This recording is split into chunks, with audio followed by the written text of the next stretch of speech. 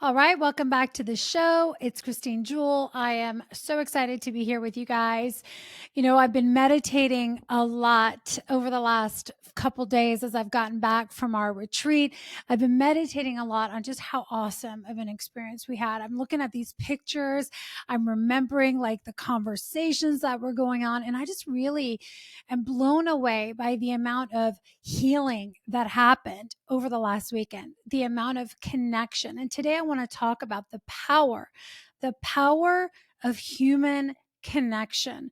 Really, the power of human connection to bring about healing, to really shift our mental health, our emotional health, the power of human connection to expand our way of thinking, the power of human connection to break down our walls. So if you are someone who feels like, you know what, I have been armored up, I've got all kinds of walls up, I know it, I don't know how to break them down. Maybe you have felt disconnected, isolated, like you don't have community, you don't know who you can trust, you don't know, where to go. It's been a long time since you hugged somebody. If you are someone that is just like, I just know I've got these emotional barriers up. I have trouble maybe connecting to people. I have a lot of healing to do. Maybe you're aware of it. Maybe you don't. This episode is for you. You guys listen up. Matthew 18:20 says, "For where two or more gather in my name, I am there with you." And I'm going to talk about neuroscience today. I'm going to talk about mental health. I'm going to talk about emotional health, but I also want to talk about what happens at the spiritual level when we gather together.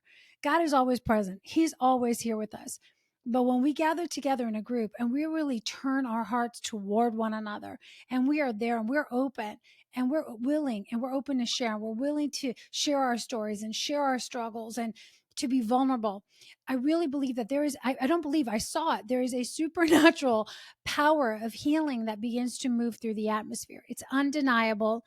And this is why I absolutely love bringing people together in real life to touch, to hug one another, to share. We do wisdom circles, we do teaching, we're stretching people.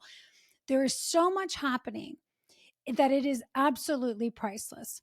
So today I'm going to start off by, just sharing a little bit. What is happening? What is the neuroscience about gathering? Why is it so essential that we gather together, that we have great community around us?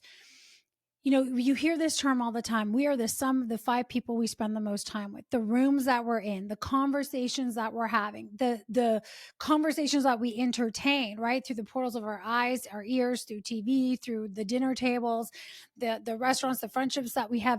Like that's the thing. Okay. We are the sum of the people that we hang out with the most because we are saturated in those belief systems. We are always exchanging information. We are rewriting programs. It's safe to talk. It's not safe to talk. It's safe to be myself. It's not safe to be myself. Or judge, not judge, all of that. So really, we get to choose wisely. I really am inviting us to be more intentional about the circles that we travel in, that we surround ourselves with. Number one is the people that we hang out with. Number two is what we're exposing ourselves to. Podcasts like this, books, magazines, music. I talked about this last time, but what we give our heart to, what we give our ears to, we give our heart to. Okay. So I just want to say that what you give your ears to, you give your heart to. So pay attention. But today I want to just dive in about the power of getting in connection. And for me, human to human connection in person. Zoom is great. I'm on Zoom right now with the video recording, or Riverside or whatever it is. Video is great. We can do a lot. I do a lot of private coaching calls on video. I love to see people. We're able to do a lot on video, and that is beautiful. But you guys know we got hit with that pandemic in 2020. We got hit with all of a sudden not going to our workplaces, the kids not being in school. I don't know about you guys, but I saw the effects on my son, my teenage son, my daughters, of being pulled out, of being in connection with their friends, laughing, walking to and from school, having lunch breaks together, learning in a group, to being isolated in their room behind a screen. It just destroyed so many people mentally and emotionally. The desire to learn was plucked out from so many people, right? Not everybody is designed to sit in front of a screen for hours on end. We're just not designed that way. We're designed to be tribal. We're designed to be touching. We're designed to be in connection with one another. And what I love, you guys know I geek out when I study neuroscience. I geek out on neuroscience. I geek out on human behavior. I geek out on the Bible, the Word of God. I geek out on the spiritual, because to me it's so cool to watch these intersections. I geek out on the body, understanding how the body works, the miracle of our physical body, our biology, our chemistry. It is also uniquely, perfectly, miraculously designed. And when you study neuroscience and you study human behavior and you study energy in the body, physical body health, I have a history in health and performance and athletics.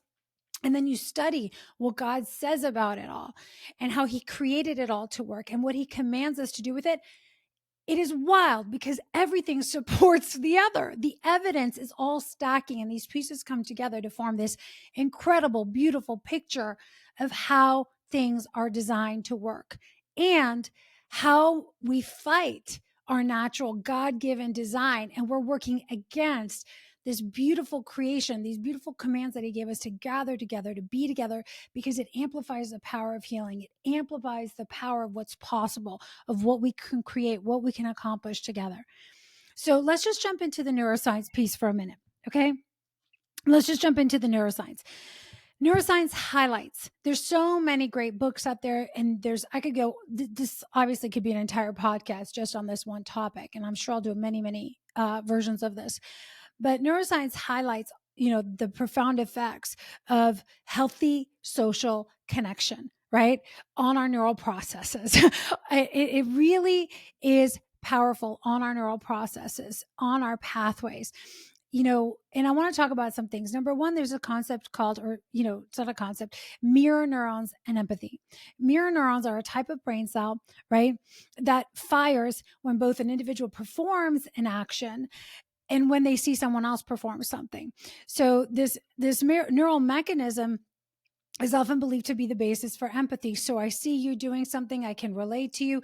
This is why also you notice when we get together, we sometimes mirror each other, right? Somebody might have their arms crossed, someone else crosses their arms. You open your arms, the other person feels more open. One person relaxes, one person softens their eyes or their heart or their mouth or whatever. They lean in, you lean in.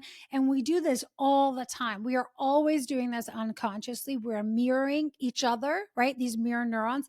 If you've done sales training and you come from the sales world and you've done some sales training that incorporates neuroscience or human behavior, they actually teach this as a technique, as a strategy to really connect with the person on the other side, which is okay, like you start mirroring their body language and stuff like that. Obviously, that's a tactic, that's a strategy that's taught. But naturally, we are designed for it. We are designed to be empathetic, right? It creates this empathy between one another.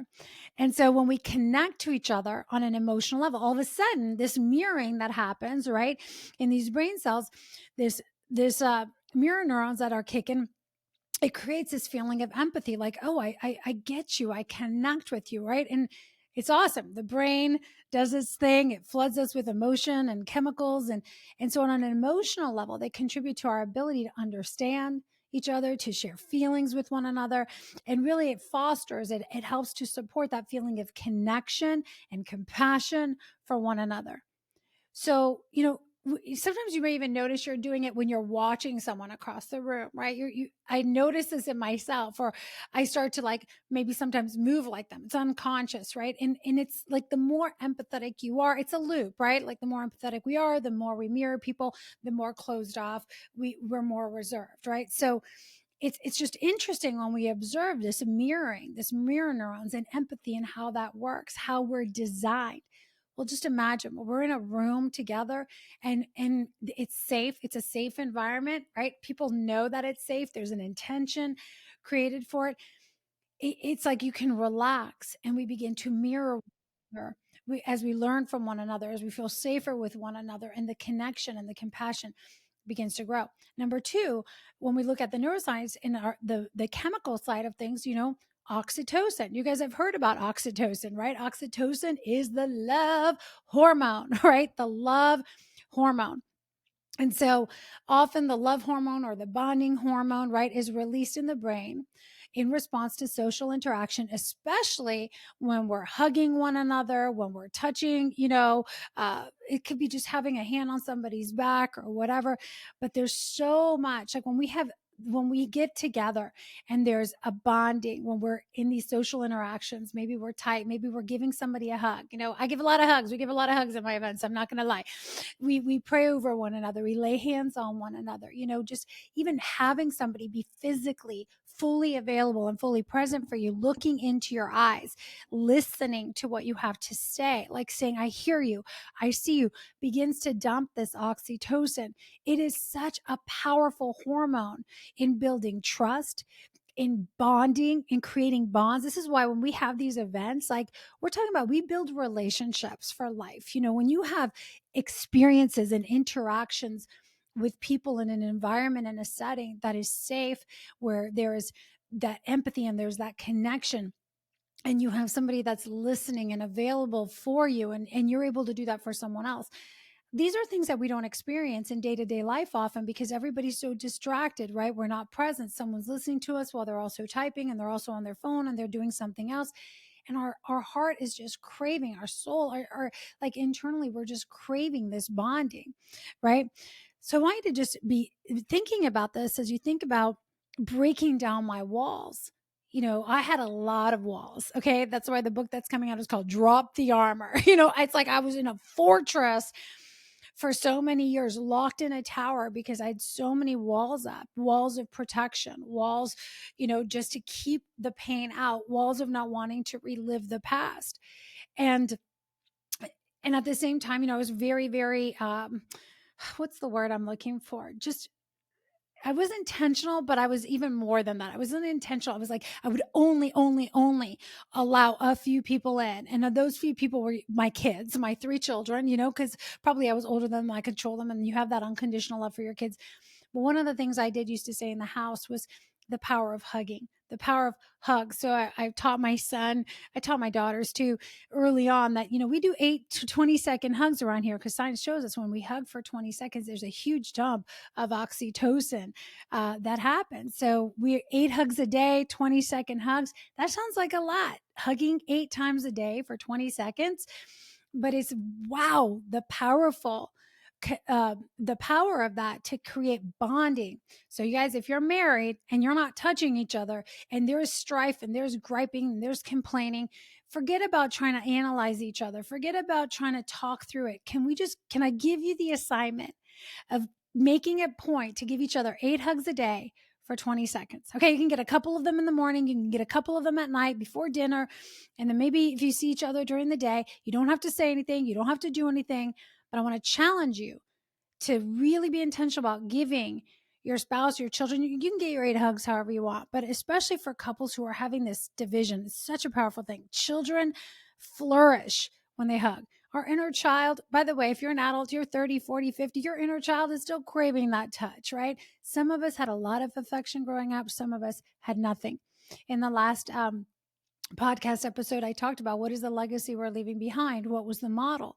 Did we model holding each other, hugging each other, touching each other? I mean, your skin is so sensitive. We have all of these nerve endings on our skin. We are designed for touch. We're designed for intimacy. We're hardwired for it. And what intimacy means, I'm just like connecting to someone. We're hardwired for it. Our biology is created for it. Our skin is designed for touch. Our hormones are designed to be in connection with one another. Yet there's such an agenda out there to disconnect people, to keep us attached to technologies, to keep us plugged into the external and unplugged from one another. It is crazy. So oxytocin is such a powerful hormone for social bonding. When we also look, I want to just stress 2 more. There's so many here that I could, again, go on and on. But number 1, mirror neurons and empathy. Number 2, the power of connection to break down walls, oxytocin and social bonding. Number 3, neuroplasticity. We get these new experience, right?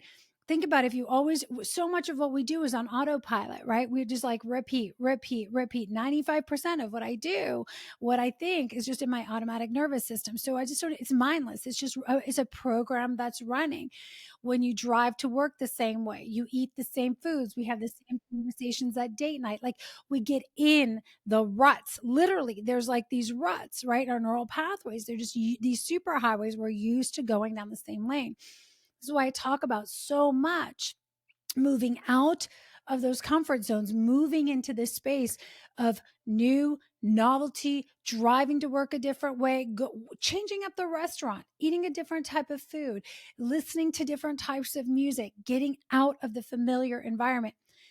Last week, we were in Big Sky, Montana. Why? It was a Visioneering retreat. Big Sky. I wanted openness. I wanted spaciousness. Most people are like, ooh, feeling congested and contracted, and they're feeling in the pressure cooker a lot of the time. So I'm like, where can I move them to get them with a more expansive view? Literally 360 degrees. Every direction you looked was mountains and blue sky and tops of, snow covered tops, and just, it stretches, right? There's neuroplasticity, which is the brain's ability to reorganize itself, right, by forming new neural pathways and new connections. So when we get in social connection, right, when we are meeting and having conversations with people, it really has such a profound impact on our neuroplasticity. So I want you to think, new grooves are being made, new superhighways are getting, put in place, new ways of thinking were being stretched. And that is one of the things that when we look at, and I'm going to talk about that a little bit more, I want to just shift out of the neuroscience things, but when we look and we go, wow, when I get exposed to new ideas, I get exposed to new mental programs, I get exposed to new environments, there are things I didn't even know were available or real. I just wasn't even in that realm of consciousness. I wasn't thinking that way. My thoughts were not moving. My what do we call it? Those neural connections were not firing and wiring in that direction, because when we're in our everyday around the same people that we're always around, having the same conversation, it's like we're firing and wiring the same thing over and over again. We move into a new space. There's new firing and new wiring, new firing, new wiring, new superhighways, new grooves, and we get exposure to a new normal. I want to say this last thing too, and then, we're going to carry on. When we look at the reduction of stress hormones like cortisol, right? Cortisol, y'all know, cortisol is the stress hormone. There's been so much talk about cortisol dumping all the time. Most of our stress, there's chemical stress, there's environmental stress, there's social stress, there's spiritual stress. A lot of our stress is external, but it is wild how much of our stress is internally created through the illusions, the stories, that we have, the fixation on the external, the time travel and staying in the future. When we get in the right healthy social environments, connection has such a profound effect on the reduction of stress hormone, such as cortisol, right? So it can act as a buffer against this negative effect of stress on the body. And so, as we start to experience more positive interactions, right, we have more connection, we begin to relax, cortisol begins to drop. This is why when you look at, if you guys haven't ever read The Blue Zones, I love that book. There was a series on Netflix, I think it was on Netflix or Amazon Prime, where he talks to live to be 100. And the commonalities of the people with the highest level of longevity that were studied, the groups, the tribes, the locations, was the power of connection. Families were together, multiple generations were together, tight communities where they laughed together, they danced together, they had friendships, they had family. It is undoubtedly one of the most powerful medicines that we have available to us, is the power of healthy connection. Now, unhealthy connection, toxic relationships, toxic environments, provide the opposite. So we often hear like, oh, people that are married, people that are married will live longer lives. That's not necessarily true. A happy marriage, people who feel loved, who feel wanted, who feel accepted, who have safety and communication, who can authentically be there. Happily married couples do have a much higher longevity factor. I don't have the stats in front of me, but we see this all the time. Where there's healthy community, elders live longer, right? Where there's unhealthy relationships, where there's been abandonment, where there's shaming, where people can't be themselves, we see the longevity really drop. So it's just like amazing to see how we're created really to be with one another. So I want to shift. So why group over solo? We've already talked about some of the, benefits from the neuroscience and how what neuroscience highlights for us. But really think about what happens, like the mental and emotional health benefits, the social support. How often are we traveling through life and we feel so isolated? We feel so alone. I am the only one going through this thing right here, right now. I know that one of the main reasons I wanted to get these guys in the room and women, there was about 50-50, and I love it, is because whenever I do coaching with clients one-on-one, y'all, I love the deep work. I love to go deep and wide and break through things. Yet often the person that's on the other side really sometimes feels like I am the only one going through this. We don't have a lot of people to share with, especially at the top, running organizations, running businesses, being the provider, being the one that the burden of responsibility is really on their shoulders to provide for everybody's, well-being. Like, I'm responsible for all these families, not just my own, but the well-being of all these families. Like, there's a huge weight of responsibility. And what I see often is that these men are coming in, these women are coming in, and they just feel so alone, so isolated, so heavy, alone on an island, wearing this cross, this weight of responsibility. First of all, we were never designed to carry the weight of the world on our shoulders. That is why Jesus came, that we could lay down that burden at his feet. We have a God that is capable of so much more than we are. If I get out of the way and I stop trying to be God and play God to everyone in my life, I stop trying to be this savior for everyone. And I recognize, you know what? There is one who is almighty, all powerful, all knowing, that can meet people and do things in people that I can't possibly begin to do. That really releases me. It really lightens my load. And I can be a vessel and I could show up and I can hold space for people without having to be the one that carries all of the weight. This is such a powerful thing. And the only way I've been able to release this and find this level of lightness has been to recognize, to come back into intimacy and relationship with God, my creator, my father, the one who has access and created all things, the one who knows the future and the past. I don't know the future, right? I have my ideas of what happened in the past, but we carry so much weight. So when we feel alone and we feel isolated, number one, we do that when we disconnect ourselves. How many of you just pull back, right? I know I do. This is like one of my default things. When I start getting overwhelmed, when things start stacking, when the weight of responsibility feels really heavy, I go into this like lone wolf mode. It's a default. Like, I start kind of hiding without realizing it. I just stop eating. I go into tunnel vision. I stop talking. I stop sharing. I stop wanting to post. Like, it's just, and I have such a blessing to have, people around me that pull me out of it, or I'm able to pull myself out of it once I recognize I'm there. Sometimes it takes a minute, right? But social support really allows us the ability to recognize I'm not alone. I'm not the only one going through this. And you guys, I want to say that as we heard each other's stories and people were willing to be the first one to crack it open, right? I'll be the first one to share my stuff. It's amazing. It gives permission to everyone else to also share their stories. And there is such power in sharing our testimony. There's such power in sharing our stories, painful stories, our wins, our celebrations, all of it. Because number one, we realize we're not alone. And we also see what's available for us on the other side, right? So the stories of other people that have walked through the fire, that have gone through the challenges, not only, they're just such a great source of inspiration for us. They're a great source of support.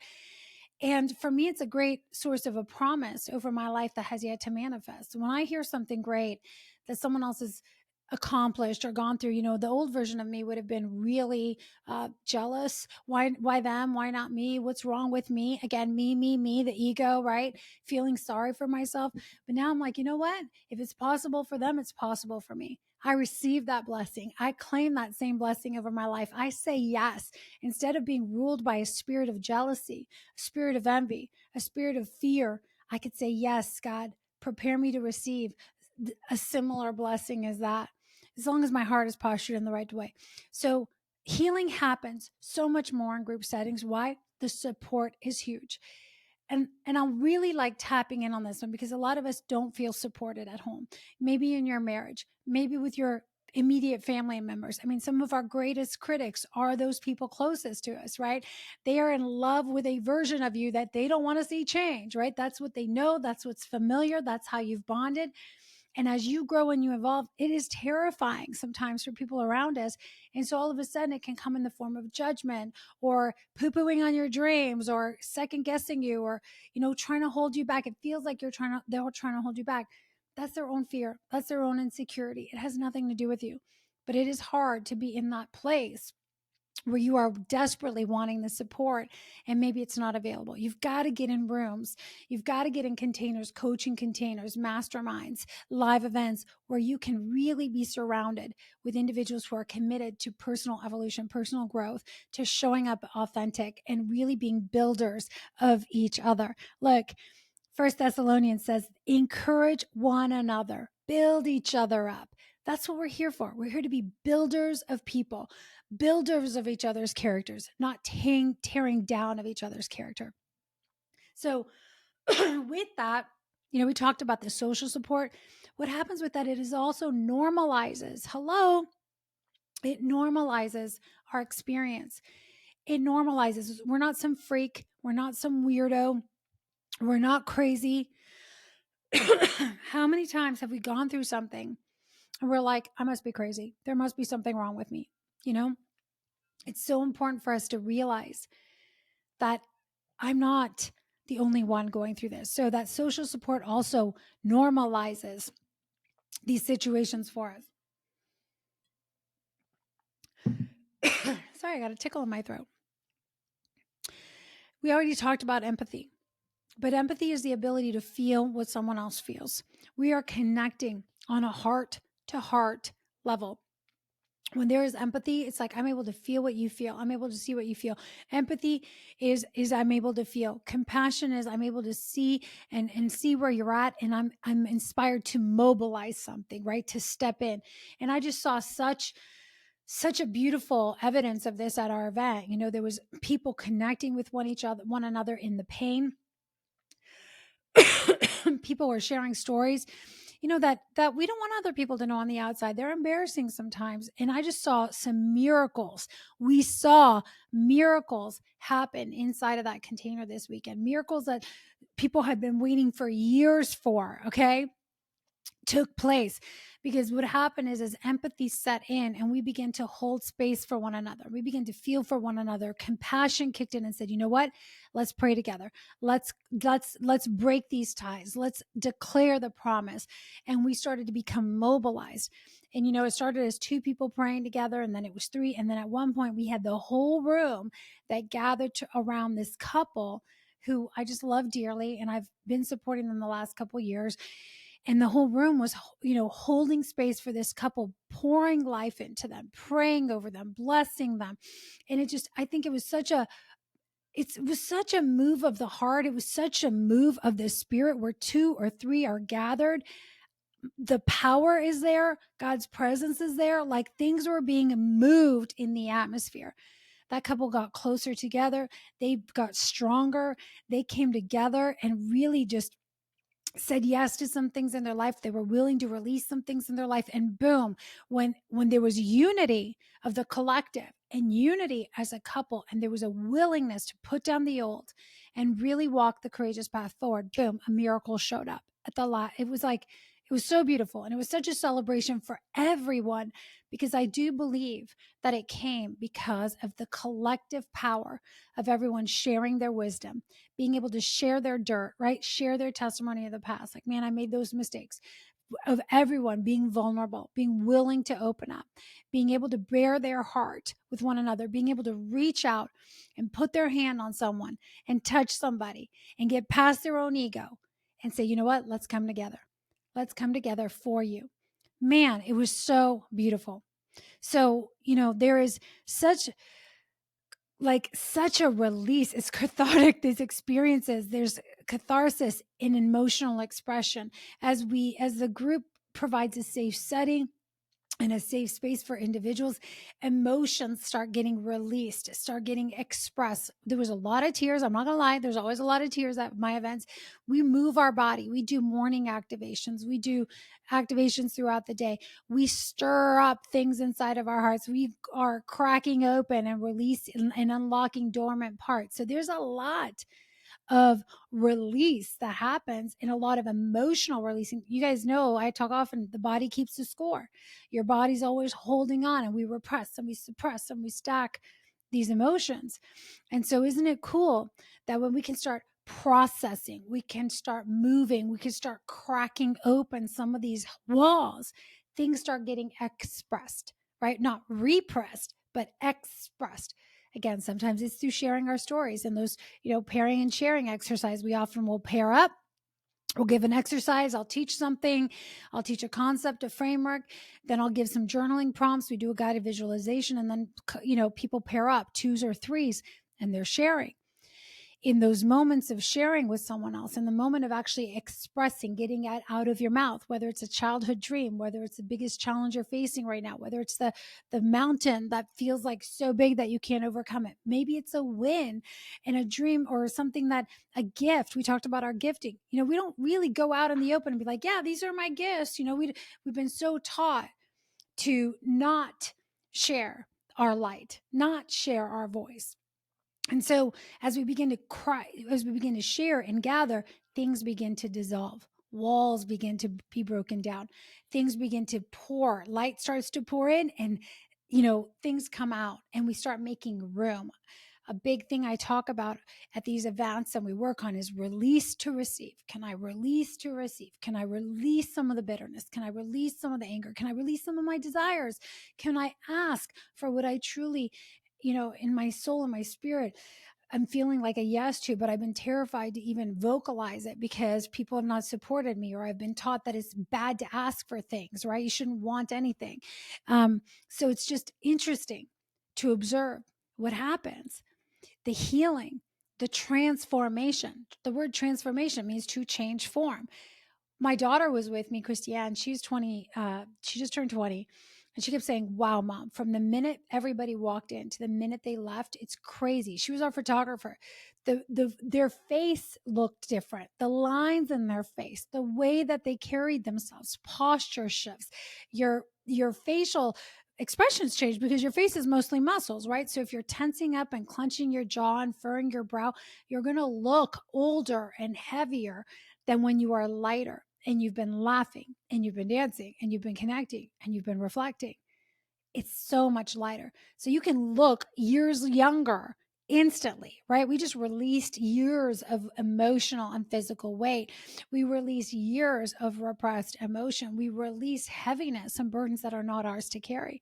And we make way for connection. We make way for lifelong relationship. We make way for creative solutions. We make way for healing to happen. And in the path to be laid before us, where before we're terrified to take a step forward because we got so many walls up. So, we talked about the social support. We talk about the normalization of experiences. We talked about leading from the heart and love and the spirit. We talked about modeling, right? When we get together, there's this beautiful opportunity to see how other people connect. There's couples that we're all modeling different ways. We're learning, we're getting exposed to new models of communication, new models of thinking, new models of whatever it is, of solution solving. We talked a lot about wealth and finance last week, and there was all kinds of new financial models getting dropped. And again, I want to say that it's so important that you get around the right community, the right people, the right rooms, because in every room there's models. There's models of how to do life. There's models of how to, have a relationship with your body and do health. There's models of relationships, how to treat one another. There's models of how to handle money. And that, even for my husband and I, Mark and I were talking, like our thinking was stretched so much and what was possible financially. We started to think about things and look at things that we never thought of because we have very similar models when we're together, right? And they're great. Like we love each other. We talk about this often, but we needed to get around also other models of thinking when it comes to structuring things like wealth or finance, right? The relationship, there's couples there that were doing some beautiful modeling for other couples, right? So just think about this. I want you to really be receiving this. There's inspiration, inspira, connection with the spirit. When two or more gather, it's just inspiring to see what happens in rooms where people are committed to coming together, to building each other up, encourage one another, build each other up. You know, only what is helpful for building others, do that, right? The word talks about this so much, how important it is to stop attacking one another, to really not harbor unforgiveness, to drop what we're doing and ask for the forgiveness, to turn our hearts and ears towards one another.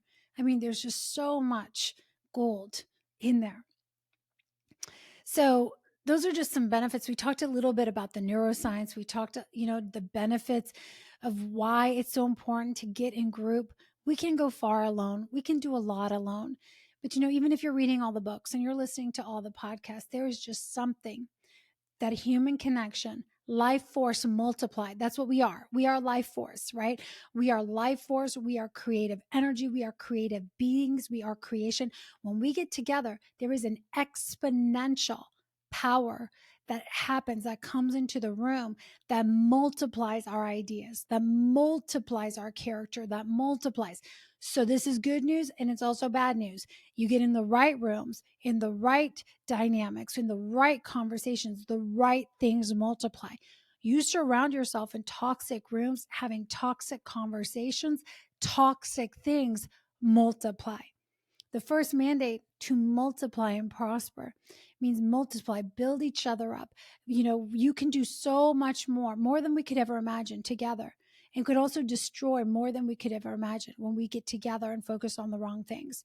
And I think right now we're at this crossroads of humanity. I mean, humanity's been there since day one, that we have this amazing power when we come together and we get unified around an idea, a concept, and an agenda, a commitment. We have the power to really create ripple effect, tidal waves of healing on this planet, tidal waves of love, of reconciliation, of restoration, or tidal waves of destruction. And we are always choosing every day with what we allow, how we choose to operate, and who we choose to surround ourselves with.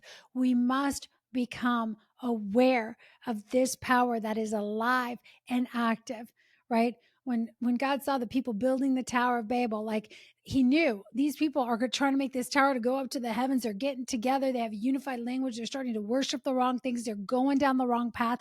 The tower had to be destroyed. Those people were destroyed. They were on the path to destruction themselves. Look out into the world. There's some crazy, wild agendas running right now. And you know what's running those agendas? Massive wounding, a disconnection from the heart, a disconnection from the spirit, a lack of respect for life, a lack of honoring for God, for our creator. We have a whole bunch of just agendas and programs and humans, and we're human. Okay, we all have the power, we have the ability to do really horrible things, but there is some really wicked agendas out there right now that are just attacking life, that are attacking creation, that are just wounds running the show. We have got to do our internal healing. We have got to, because wounded people create more wounds in people. Hurt people create more hurt. People who are avenging and revengeful because they're wanting, to get back at the people that hurt them or the country that hurt them, we just perpetuate these cycles. It's time to break the chains. It's time to break the generational patterns. It's time to break the passing of the baton and the legacies of pain and wounding, and to really do the internal work. And I believe that it starts with you doing your work within yourself, me, first between me and God. That's the first relationship. And then we have got to get in right relationships, in right communities, starting with God, then our marriage, our family, and then, around us. So today I want to ask you, do you have a healthy community?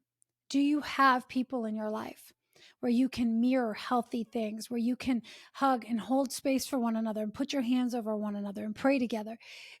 Do you have a place where you have access to new ways of thinking, new experiences, new modeling? Do you have people who offer support, right? We obviously have to be this if we desire it. Are you connected to inspiration? Are you connected to life? Or are you just going through the motions, staying where you think you need to be because you feel bad for everyone around you? I invite you to break free from that. Okay, here's your invitation. In January 2024, I'm really going to be doubling down on this roundtable. It has been burning in my heart for years now. I've been coaching clients a lot one-on-one. We have a beautiful community of women as well, but I'm really going to double down on building this roundtable, a roundtable of men and women, leaders who are really committed to doing things the kingdom way, to be vessels and conduits of life and love on this planet, that are committed to doing things different. And when two or three or four or more gathered, we have multiplication power. So I want to invite you, if you're not in a community and you want to get connected, to click on the link below, apply to work with me. Let's have a conversation and see if the roundtable is the right place for you. I want to thank you for being here. I want to honor you for showing up every week. And if you haven't already done so, I would love to hear from you. You can connect with me at the Christine Jewel on Instagram. You can leave a review. These things matter more than you can imagine. Thank you. Keep fighting the good fight, my friends. Keep fighting the good fight. Preserve your peace, preserve life force, and let's be conduits of love in such a time as this.